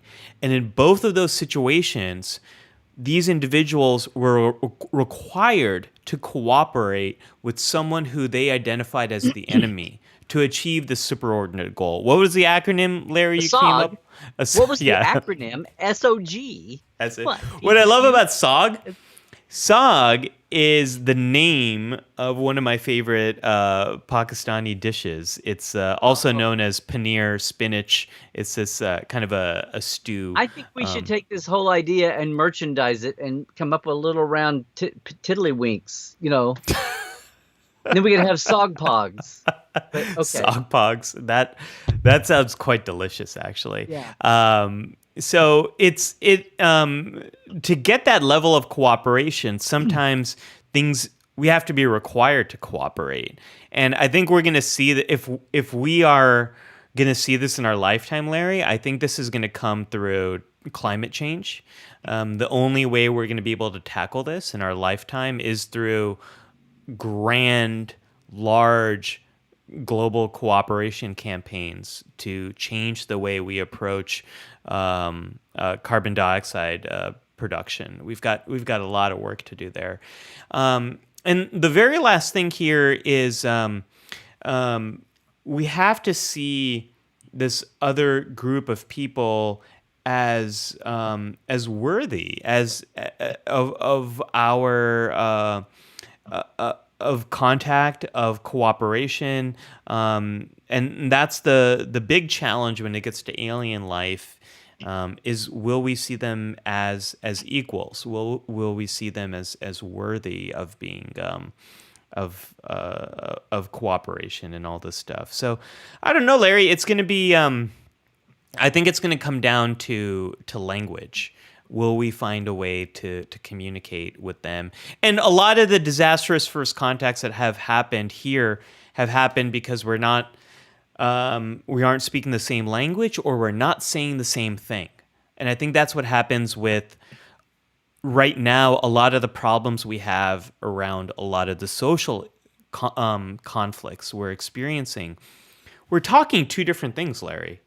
We're seeing very different things. It's all Darmok. We might be using the same language, but we're saying very different things, and we're having different conflicts. So all Darmok all the time. Darmok. That should be our shirt. All Darmok all the time. Larry, that was my counselor's log. Let's open up that K3 factor, a deeper dive into Star Trek canon. Wow, look at you do my tagline for me. Okay, yay. What do we have? In case people, it's been a while since I said this, the K3 factor there on the bio bed, it was the only thing we can find for mental health in original series, aside from the psycho tricorder. Wouldn't you love to have a psycho tricorder? I would love to have a psycho tricorder. Yeah. So this is kind of a short one because I was applying my filter of getting a second look or things getting a second chance. Oh, I just thought of one I should have done. But here's the thing, a second look. I'm just mad because it reminded me again that I've got a whole slew of images here that I thought I had catalogable and findable, and I don't, because I could not but something that I thought was a very common image I could not find with what I've got booked. And I couldn't find it online, but the black and white picture I gave you there, I don't know if you want me to put it up? Yeah, put it up. I don't know if anyone recognizes this, but the guy on the left this is David Tristan Birkin on the right playing young Picard in Rascals. Right? I thought that was a young Patrick Stewart on the right. It is, in a way. And showing that he had hair when he was younger. Now, this is from Rascals. That's Adam Nimoy, younger Adam Nimoy, who was still going as if he was a lawyer. He still is a lawyer. Anyway, he had an entertainment law degree, but it's one of those things of a celebrity's kid, right? And just to clarify, because I was being a little cheeky, That's Adam Nimoy on the left in the glasses. Yes. Yes. Well, the kid playing young Picard is in the Picard uniform on the right. But Right. anyway, yeah, in a Right. Starfleet uniform on the right. But yes, that's Adam Nimoy on the left. And of course, we know him now. He did his dad's documentary, For the Love of Spock. He's married to Terry Farrell now and all that. And Adam Nimoy, as a kid, was the kid that comes out in the Spock ears with his dad at work, right? In the bloopers, the famous blooper where he comes out as Junior Spock. Okay. As an adult, it's hard being the child of a celebrity many times to find your own way. And they don't always get the revelation from a trans speaker in a psychology class and a human sexuality class in community college. Anyway, one of the things he was trying to do, since he had the genes and the connections, was he was trying to direct, and he had the backing. So part of Leonard's deal of Star Trek VI that he leveraged into, okay, I'll do your little TV show as Spock. So part of his leveraging deal for doing Unification, part 2, was that it's like, and Adam gets to direct a couple of shows. Was part of his package there. That's why. So Adam directs on Rascals. And when I talk to people at the end, like Jerry and Rick and Michael, the whole time was they talked about what a horrible time he had directing, and B, it wasn't his fault because he had all the kids, right? And he had Ferengi, and it was, anyway, it wasn't like he didn't know Star Trek, but it was as a thing, it was just insane. But he had 2 times to direct, and I just remember everybody talking, and I'm mad because I couldn't find an image, but and that's black and white. But they're talking about how the other episode he directed, and you can't blame everything. If you didn't care for Rascals, it's not totally Adam Nimoy's fault. It's the concept, maybe. How did Ferengi take over the Enterprise D again? But the other show he directed was Timescape, which is a really complex show, had a lot of visual effects to it, directing wise, but to carry the humanity of the plot through the science fiction lens and the mystery and all of that. And I think he did a really good job, and he got a pretty high grade for Timescape too. Now, he didn't come back and direct anymore. I think that part of that was his life moving on, but everybody talked about how, powers that be, the producers and all, talked about how his second exposure to directing on a Star Trek went much well. His first contact with directing Star Trek went much better his second time through, speaking of second contact, than the first one. So, for him personally, and for everybody around who was, viewing and maybe judging or maybe couldn't help but judge, and even feeling guilty, because it was like, oh my God, we gave him such a horrible show for a first-time director with all those kids. And the labor laws, you had not just the kids, but the labor laws you have to get around, the 4 young actors and all that. So anyway, I was trying to think of a unique thing here that would be a little out of the ordinary on Recontact. So Larry, 2 things. One is I had no idea that Adam Nimoy directed an episode of Star Trek. You're so easy. I thought you were going to say you had no idea that he directed because of his dad's contract, but anyway. No, I didn't know that, and that's amazing. Adam Nimoy. And so now we know Adam from all of his work with the from doc everything, and, For the Love of Spock, now. especially, and he's had a much higher public persona now. Yeah, Adam and Terry are also just Star Trek royalty. I feel like they are, on both sides of the camera here. I'm going to put up the image again because. We had a comment from Linda said, "Is that Larry behind them with the mullet?" I was going to say it's something about the mullet, isn't it? Yeah. No, I never had a mullet. I'll just say long hair, but not a mullet. I'm glad to hear that, Larry. I don't think it would really work for you. I don't think it would work for me. I don't think it worked for you. Life Support Live is not very... Are there any mullets in Star Trek? Have we seen... We must have Gary seen a Hutzel. mullet. Well, it's not on camera. Gary Hutzel used to have a mullet big time. Eric Stillwell used to have... It was in the 80s. in the late 80s. Yeah. Doesn't that Super Soldier episode in TNG, the guy who beams aboard? Roga Danar. Yeah, Who is it doesn't that he have a loves mullet? Didn't Boimler and Lower Decks love Roga Danar? Or Yeah, he did. Yeah. Mike McMahon got to bring just saying Roga Danar. It's just like Linda says Neelix. Does Neelix have a mullet? well, it feels like a little bit. He's got the long hair. Yeah, you just never saw Johnny. You know what he also does? Every day, Neelix uses a Loyola root conditioner to really bring out that shine on that. That's a K3 that I didn't know. Yeah, did you? Wow. All right, folks, let's get to the away mission here. This is the part of the show where I give you some way to start applying what we're talking about to your own life.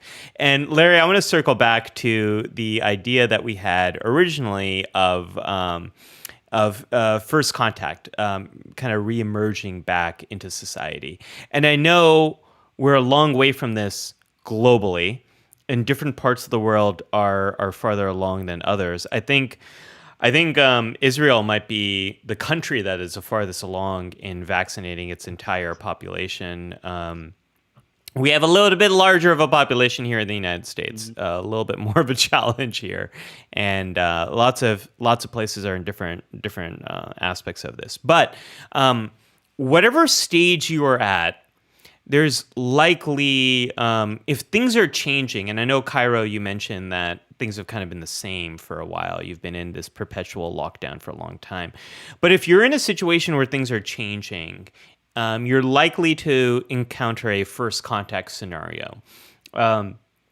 Larry, I think back to when I made first contact. We talked about first contact with grocery stores a few episodes back when it was a 1 year anniversary of things locking down, of the pandemic. Yeah. And we talked about not just like the first time you were at a grocery store. No, the first time we were in a grocery store. Cool. Yeah. Yeah. It's just like Star Trek. Whoosh. No, I won't say what I was going to say. Okay. No, the first time we had to go to a grocery store after the pandemic started, and we've all had these first moments in the pandemic, and there's going to be. I just recently had new CDC guidelines here.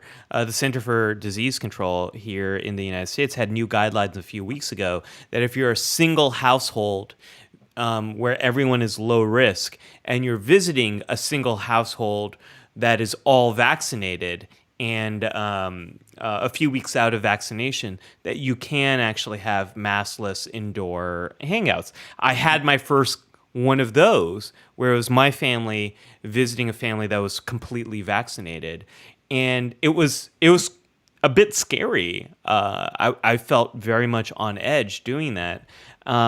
So for these kinds of situations where we are encountering a new situation we haven't been in, there's three things I want people to take into account. So number one, and this is particularly for people who are going back to school, is this idea of behavioral independence. And what I mean by that is learning how to get from A to B yourself. So for a lot of students, that means how to get to school by yourself, how to be in school by yourself, and how to come home by yourself.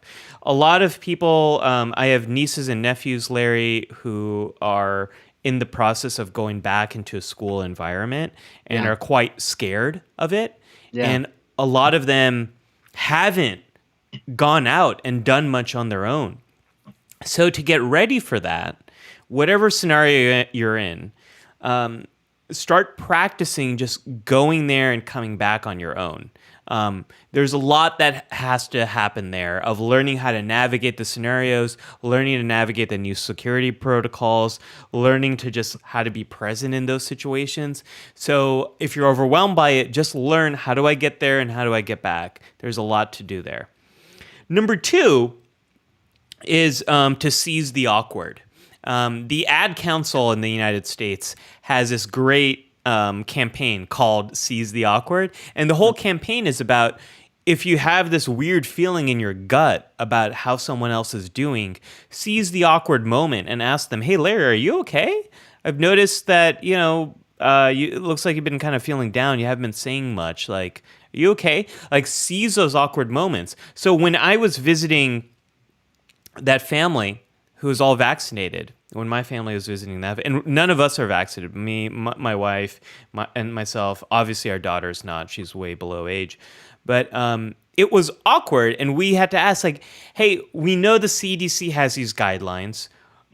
Normally, when we see you, we would hang out outside in the backyard distance.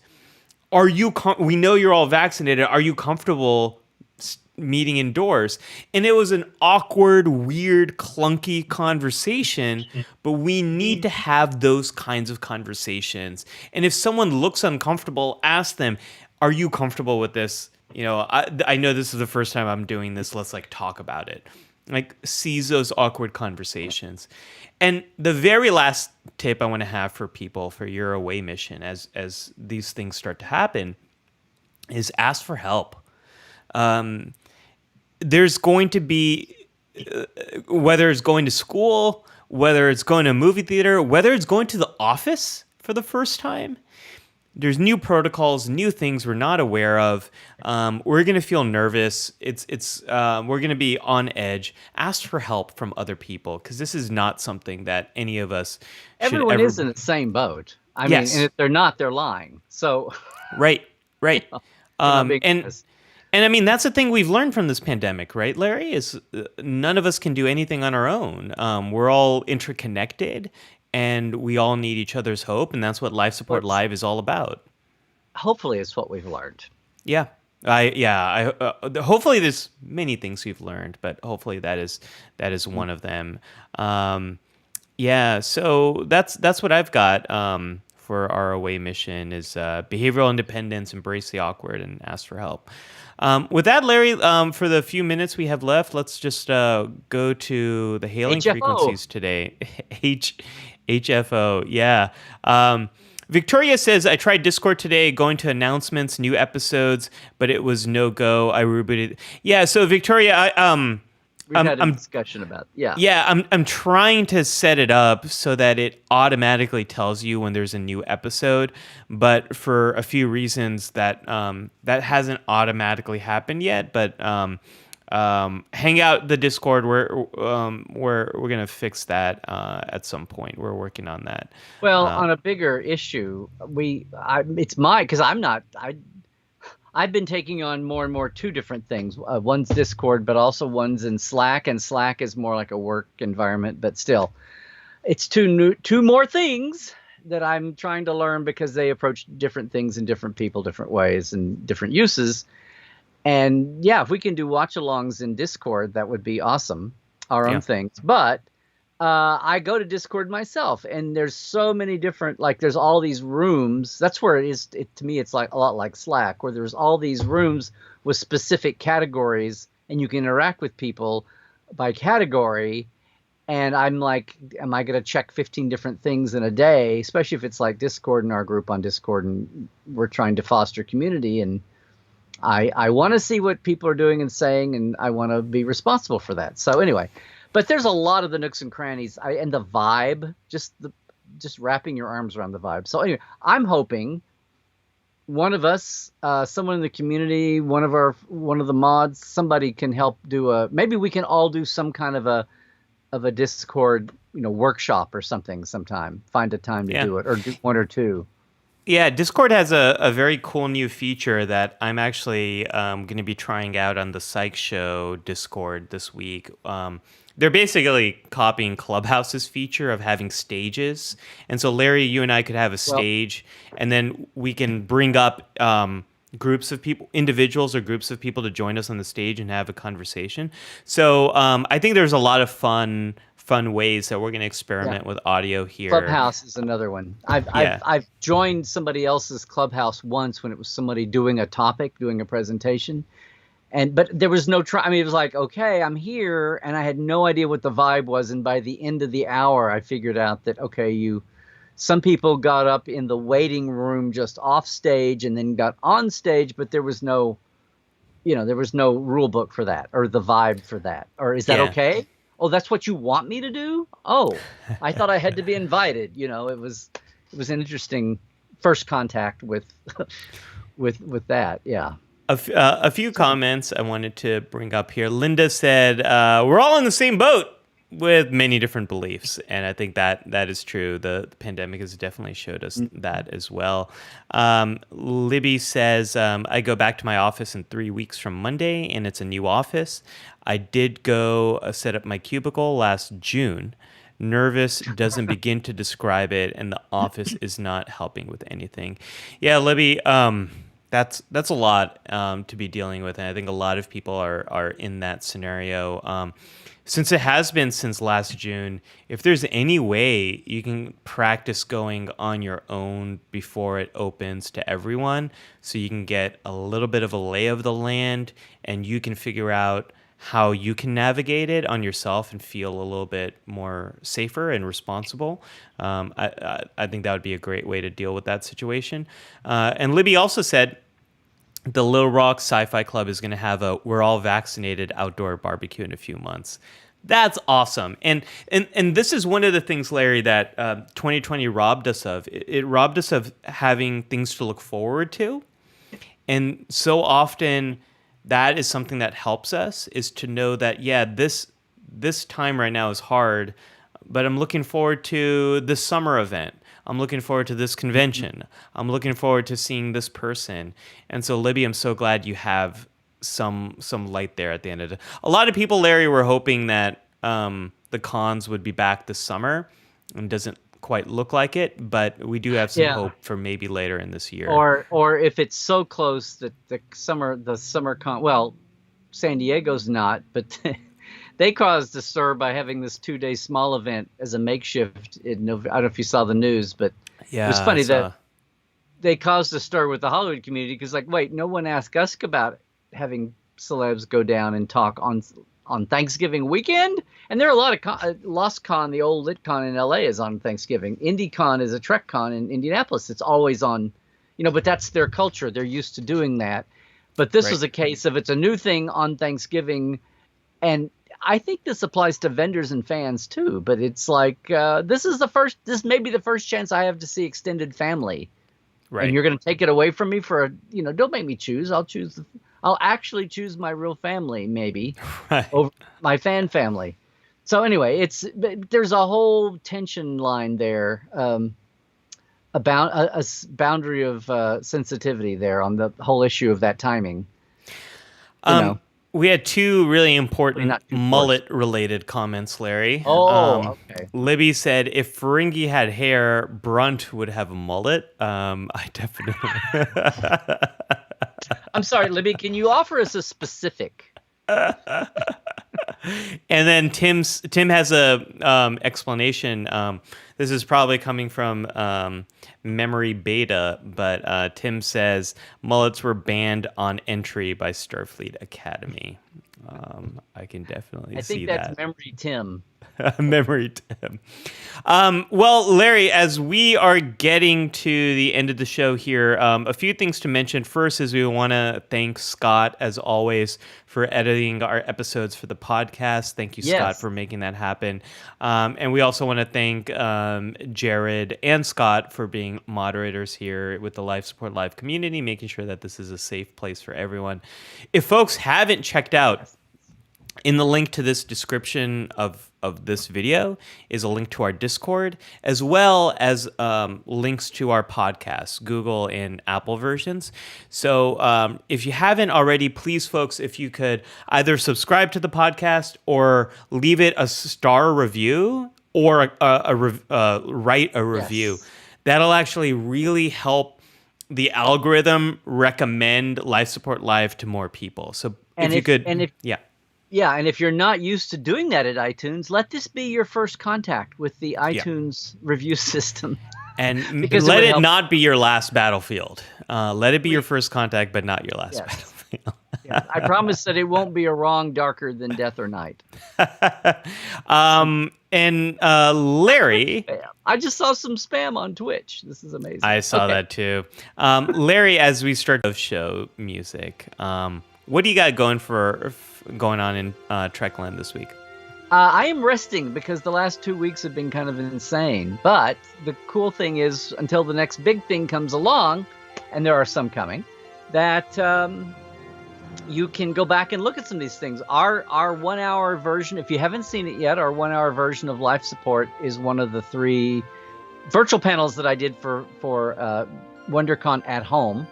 And you can go to LarryNemecek.com, and I think my last blog still has all these links. But those 3 panels, our 50th show, if you missed it, you can see the links to see it there.